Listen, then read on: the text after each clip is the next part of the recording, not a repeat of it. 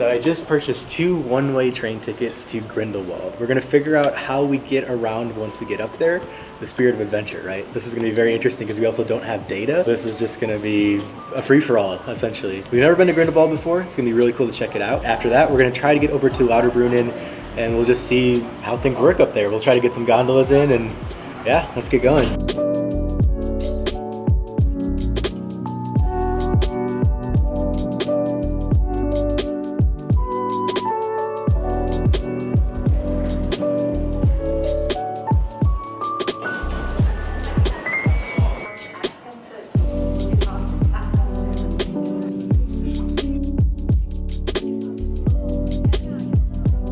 Our 2 tickets to Grindelwald, one way, cost us 9 francs each. Every tourist here visiting this region has to pay a tourist tax, and that money goes to free transportation in the city of Interlaken, and it also gives you a discount on trains and gondolas in the Jungfrau region. So we were very pleased with the price of those train tickets, even more pleased that the train ride itself was an attraction. I mean, just looking around, seeing all the mountains, and look where we are. Look at this. It's so quiet and peaceful.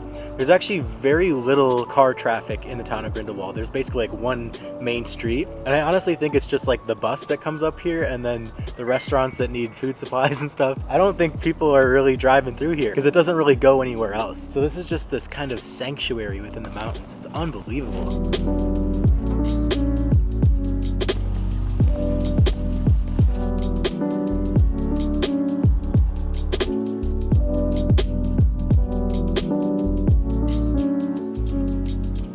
So this is like the main town of Grindelwald, and to be honest, there's not a whole lot here. There's hotels where people stay, there's like a whole street of shopping, there's like a ski school. It's really quiet right now, not a lot of people around. I think the main attraction is not the town itself, but this right here.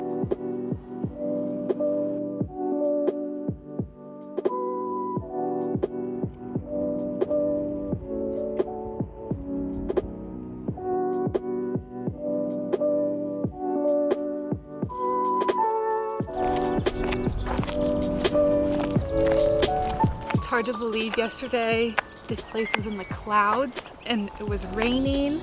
There's not a cloud in the sky today. There's actually live webcams you can look up to see the conditions of different parts of the Jungfrau region. So that's what we've been kind of doing, monitoring the weather up here. But today there was no need to even check. We knew it was going to be sunny and just absolutely beautiful. Obviously, it goes without saying the mountains are stunning, but I'm also really taken away by just like the greenness of the hills, and there's dandelions everywhere. Life's coming back to the mountains.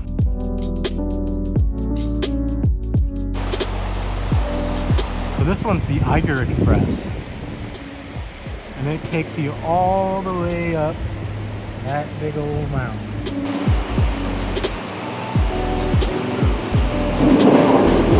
So the Eiger Express is brand new, so quite expensive. It looks very cool. You have something in your mouth.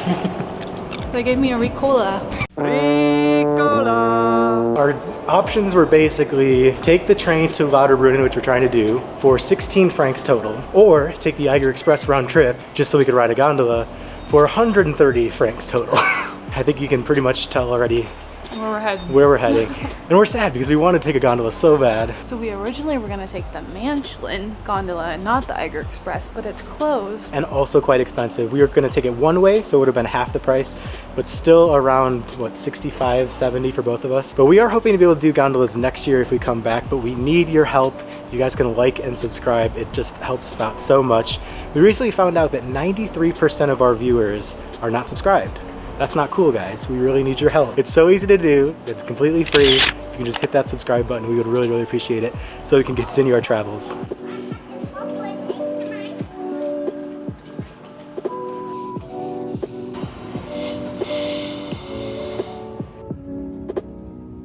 If you're interested to know how budget travelers make it in expensive Switzerland,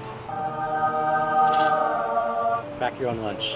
This saves you 50 francs at least. Everything here is so expensive, and you're going to get like a hot dog or a burger. Very average food for not average prices. Pack some PB&J, maybe a turkey sandwich, and you're good to go.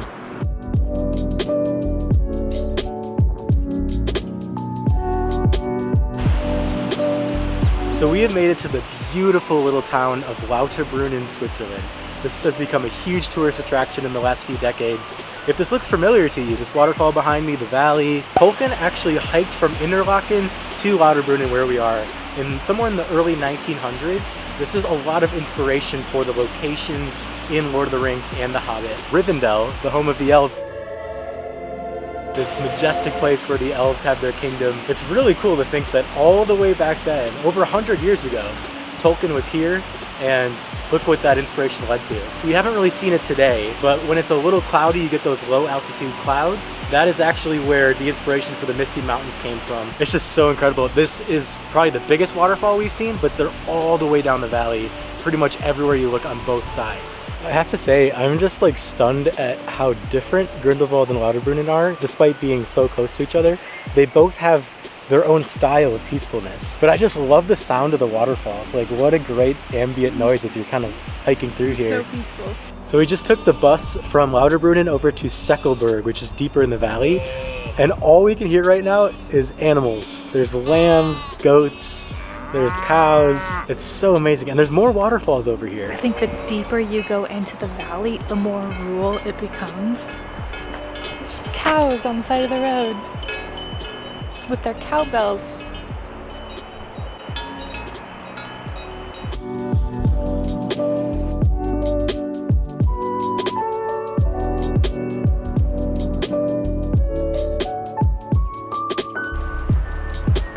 So we just made it. We're gonna take the gondola up to Mirren.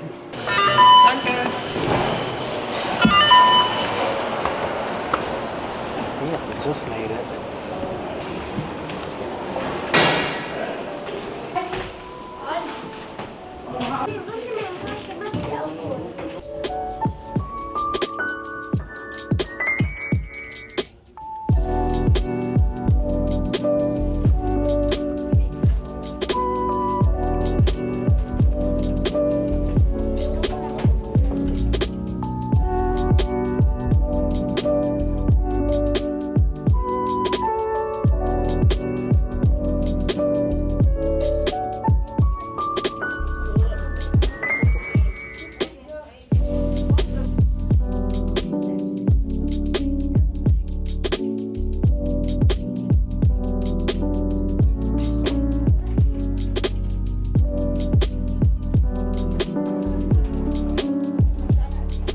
Lots of friends with us for the gondola. Get on this little thing. So we just got off at Grootshelp and now we're transferring to this train to take us to Mirren. This is an adventure. The gondola was a little scary. I was holding onto the railing with my death grip. If I don't have a railing next when we go down, I don't know what I'm gonna do.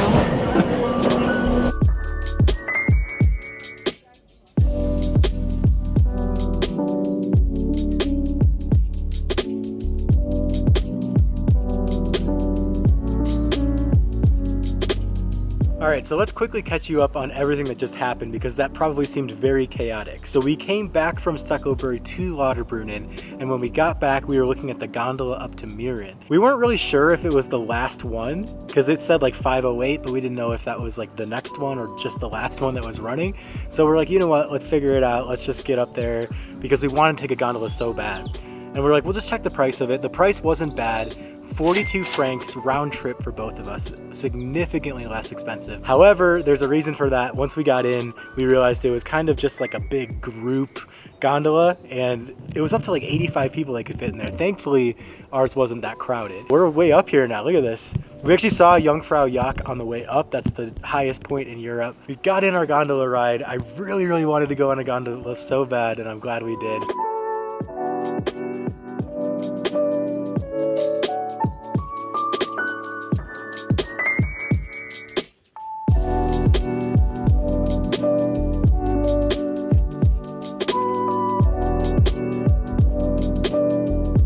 So we've made it back to Interlaken where it all started. This is where we're gonna be ending our full day in the mountains. Switzerland, the time has come for us to part, but we really had a perfect time here. We had a lot of time to relax. We had a lot of time to kind of just enjoy our surroundings. We got to see everything we wanted to see. and we stayed on a pretty tight budget. So if anyone ever tells you that Switzerland's too expensive or you're not gonna be able to make it on a certain budget, don't listen to them. You can do it. You have to make some sacrifices, but it's doable. We've made this a very affordable part of the vacation here, and we will be heading south again. We've been heading south for a while. So check out our next video to see our next location.